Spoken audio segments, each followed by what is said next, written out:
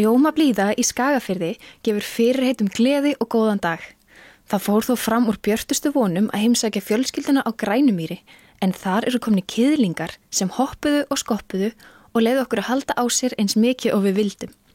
Unga fólki á bænum bíður alltaf spennt eftir því að kiðlingarnir fæðist og ungi geitahirðirinn Ronja hafði góða stjórn á málunum. Finnst þér gaman þegar eru komni kiðlingar? Já. Hvað finnst þér skemmtilegast við kiðlingana? Halda mig. Veistu hvað þessi heitir? Nei. Langar að skýra hann? Ertu með góða hugmynd á nafni? Nei. Hvort finnst þér skemmtilega að halda á kiðlinga eða lambi? Kiðling. Er gott að knúsa hann? Já, það er fátt betra en vorið í sveitinni. Alltaf lifna við og hækkandi sól í heiði. Guttormur eða Gutti og Kristín Halla eru bændur á Grænumýri og búa þar með 4 börn, 3 hunda, heilan her af kindum og dágóðan hóp af geitum.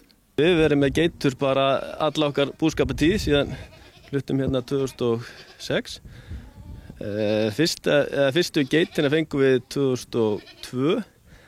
Það var kiðlingur sem tók saman við forustukind sem ég átti og það verið móðurlaus på fjalli og þau héldu hópinn, komu heim á tún og... Hún hefur bara gengið honum í móðustað þannig? Já, svona nánast. Það náttúrulega fekk ekki að drekka en svona já, alla ástöðu mikið sem að segja.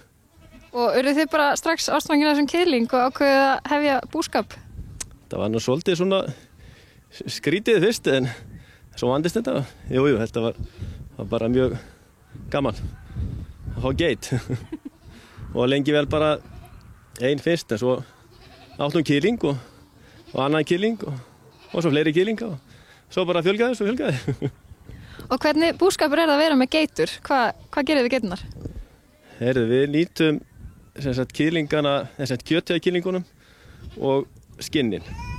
Við hefum ekki verið að nýta mjólkina og allan ekki ennþá. En já, það er bara svona einfalt. Nýtum bara kiðlingana.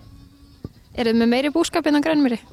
Já, við erum alveg með fjárbúskap með 760 kindur vetrarfórum og nokkuð hross og hunda.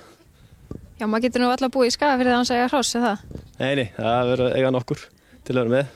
Hvað ertu með margar geitur? Það voru 38 í vetur, vetrarfórar geitur.